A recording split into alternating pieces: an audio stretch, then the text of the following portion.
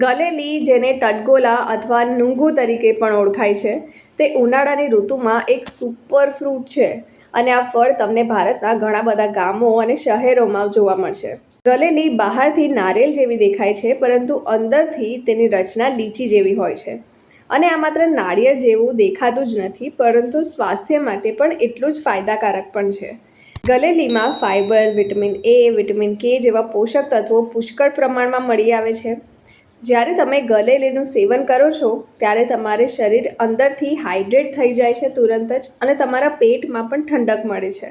જો તમે મે મહિનાની કાળઝાળ ગરમીથી પરેશાન ના થવા માંગતા હો તો તમે ગલેલીનું સેવન ચોક્કસ કરજો. વધતી ગરમીને કારણે શરીરમાં પાણીની ઉણપ થઈ જાય છે, અને આવી સ્થિતિમાં ગલેલીનું સેવન કરવાથી તમને તુરંત જ હાઇડ્રેશન મળશે.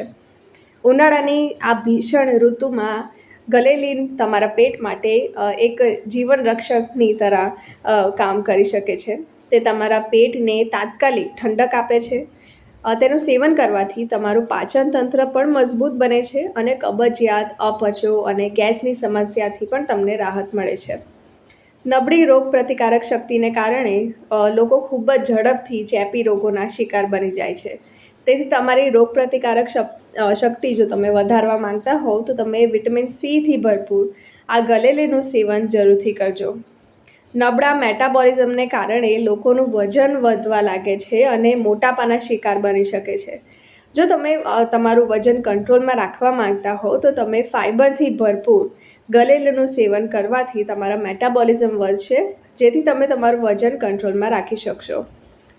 ગલેલી એક ફળ છે જે ડાયાબિટીસના રોગીઓ માટે પણ ફાયદાકારક માનવામાં આવે છે, કારણ કે તેનું ગ્લાયસેમિક ઇન્ડેક્સ ઓછું હોય છે અને તે બોડીમાં બ્લડ શુગરને કંટ્રોલમાં રાખી શકે છે.